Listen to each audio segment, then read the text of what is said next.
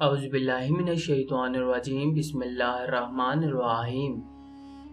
شروع اللہ کے پاک نام سے جو بڑا مہربان اور نہایت رحم کرنے والا ہے۔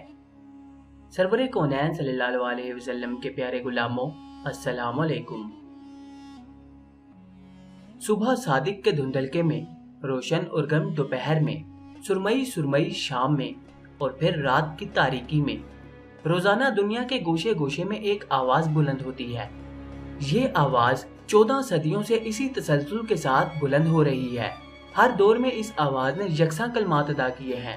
یہ کلمات اس دین کے ماننے والوں کا سرمایہ افتخار ہے، جسے لے کر ایک نبی صلی اللہ علیہ وسلم فاران کی سرزمین پر اترا۔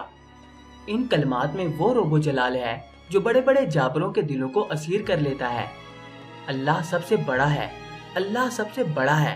روئے زمین پر سب سے پہلے ان کلمات کو بلند کرنے کی سعادت جس شخص کے حصے میں آئی، وہ نہ تو بے حد دولت مند تھے، نہ ہی بہت با اثر، اور نہ ان کے حسن و جمال نے لوگوں کو متوجہ کیا تھا، بلکہ وہ ایک حبشی نسل غلام تھے جن کی رنگت سیاہ تھی، آنکھیں سرخ اور ہونٹ موٹے تھے، لیکن ان کا دل نہایت حسین تھا۔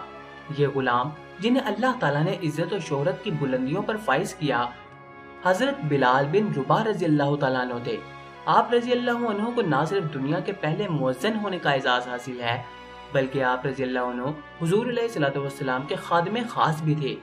آپ رضی اللہ عنہ کی خوش نصیبی کا اندازہ اس بات سے لگایا جا سکتا ہے کہ رسول پاک صلی اللہ علیہ وسلم نے آپ رضی اللہ عنہ کے بارے میں ارشاد فرمایا، بلال کس قدر اچھا آدمی ہے، وہ تمام مؤذنوں کا سردار ہے۔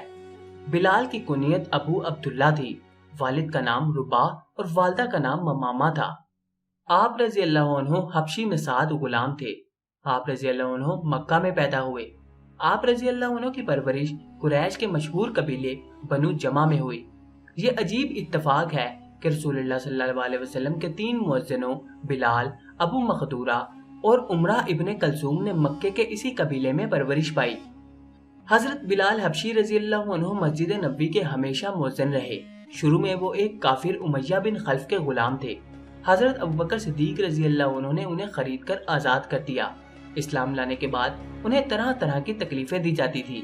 امیہ بن خلف جو مسلمانوں کا سخت دشمن تھا، ان کو سخت گرمی میں دوپہر کے وقت تپتی ہوئی ریت پر لٹا کر ان کے سینے پر پتھر کی بڑی سیل رکھ دیتا تھا تاکہ وہ حرکت نہ کر سکیں، مگر وہ اس حالت میں بھی احد احد کہتے تھے۔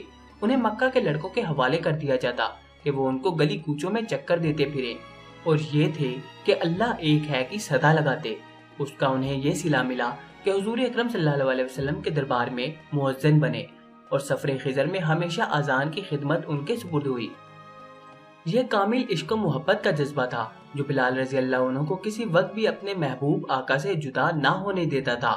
وہ حضور علیہ الصلوۃ والسلام کی ادنا سی ادنا تکلیف بھی برداشت نہ کر سکتے تھے، اور ہمتن خدمت بجا لانے کے لیے تیار رہتے تھے، خواہ حضور علیہ الصلوۃ والسلام انہیں وہ خدمت بجا لانے کا ارشاد فرماتے یا نہ فرماتے۔ سفر کے دوران میں جب دوپہر میں دھوپ شدت اختیار کر لیتی تو حضرت بلال رضی اللہ عنہ بغیر کہے رسول اللہ صلی اللہ علیہ وسلم کے سر پر چادر تان لیتے۔ غزوات کے موقعوں پر وہ میدان جنگ سے کچھ دور ایک سائبان کھڑا کر دیتے جہاں سے حضور علیہ الصلوۃ والسلام جنگ کا نظارہ کرتے اور مناسب حال ضروری ہدایات دیتے رہتے تھے۔ جب تک جنگ جاری رہتی، بلال رضی اللہ عنہ برابر میدان جنگ اور حضور علیہ الصلوۃ والسلام کے خیمے کے درمیان چکر لگاتے رہتے اور حضور علیہ الصلوۃ والسلام کے احکام اور ضروری ہدایات فوج تک پہنچاتے رہتے۔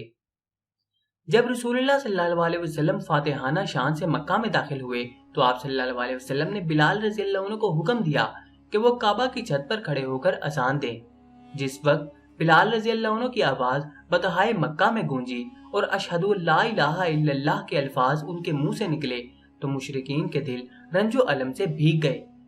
ایک دفعہ عالم کشف میں رسول اللہ صلی اللہ علیہ وسلم کو جنت کا نظارہ دکھایا گیا اور آپ صلی اللہ علیہ وسلم نے اپنے آگے بلال رضی اللہ عنہ کے قدموں کی آواز سنی۔ نماز کے بعد آپ نے پوچھا، بلال تمہیں اپنے کس عمل کے نتیجے میں سب سے زیادہ ثواب ملنے کی امید ہے، کیونکہ میں نے جنت میں تمہارے قدموں کی آواز اپنے آگے سنی ہے۔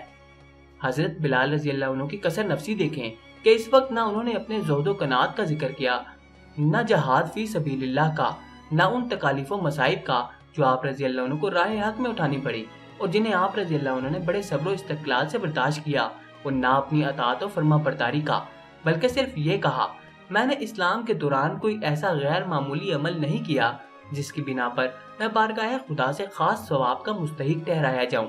البتہ اتنا ضروری ہے کہ میں ہر وضو کے بعد 2 رکعت نفل پڑھ لیتا ہوں۔ ابتدا میں مسلمانوں کو نماز کے لیے بلانے کی خاطر طبل بجانے کی تجویز بھی تھی۔ آغاز اسلام میں اذان کا وجود نہ تھا۔ مسلمانوں کا قبلہ خانہ کعبہ پایا اور اسلام نے بھی روز افزون ترقی کرنی شروع کی تو مسلمانوں نے کوئی ایسا طریقہ سوچنا شروع کیا جس سے دور دور تک پھیلے ہوئے لوگوں کو نماز کے لیے اکٹھا کیا جا سکے۔ اذان کا حکم نازل ہونے سے پہلے رسول اکرم صلی اللہ علیہ وسلم کا ایک منادی کسی اونچی جگہ پر کھڑے ہو کر بلند آواز سے یہ الفاظ کہنا، الصلاۃ جامعہ، یعنی نماز کھڑے ہونے کا وقت آ گیا ہے۔ یہ آواز سن کر لوگ نماز کے لیے مسجد میں جمع ہو جاتے۔ جب قبلہ بیت المقدس سے ہٹا کر خانہ کعبہ کی جانب کر دیا گیا تو مسلمانوں کو اس امر کا احساس پیدا ہوا کہ کوئی ایسا طریقہ ہونا چاہیے جس سے دور دور کے لوگ بآسانی نماز کے لیے جمع ہو سکیں۔ بعض لوگوں نے کہا کہ اس غرض کے لیے بغل بجانا چاہیے، بعض نے ناقوس بجانے کی صلاح دی، بعض نے کہا کسی بلند ٹیلے پر آگ جلا دینی چاہیے، لیکن کسی بات پر فیصلہ نہ ہو سکا۔ ایک صحابی عبداللہ بن زید خزرجی اسی فکر میں گھر پہنچے۔ گھر والوں نے کھانے کو پوچھا لیکن انہوں نے کھانے سے انکار کر دیا اور کہا کہ رسول اکرم صلی اللہ علیہ وسلم کو نماز کے لیے لوگوں کو بلانے کے مسئلے نے پریشان کیا ہوا ہے، میں جب تک اس مسئلے کا کوئی حل تلاش نہ کر لوں کھانا نہ کھاؤں گا۔ رات کو سوتے میں انہوں نے خواب میں اذان کے الفاظ سنے۔ آپ رضی اللہ عنہ نے دیکھا کہ ایک شخص نے اذان کے الفاظ مسجد کی چھت پر کھڑے ہو کر بلند آواز سے کہے۔ یہ الفاظ کہہ کے وہ کچھ دیر کے لیے بیٹھ گیا اور پھر کھڑے ہو کر نماز کی اقامت کہی جو انہی الفاظ پر مشتمل تھی جن الفاظ میں اذان دی گئی تھی۔ عبداللہ بن زید بیدار ہوتے ہی حضور اکرم صلی اللہ علیہ وسلم کی خدمت میں حاضر ہوئے اور رات والا واقعہ حضور علیہ الصلوۃ والسلام کے گوشے گزار کر دیا۔ حضور علیہ الصلوۃ والسلام نے فرمایا، تم بلال رضی اللہ عنہ کے پاس جا کر انہیں یہ الفاظ یاد کرا دو اور انہیں کہو کہ وہ ہر نماز کے وقت با آواز بلند یہ الفاظ دہرایا کرے۔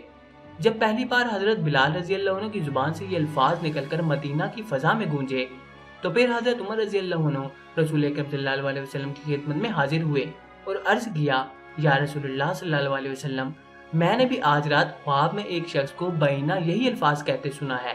اس طرح اذان کا آغاز ہوا جو تا قیامت جاری رہے گا۔ جزاک اللہ۔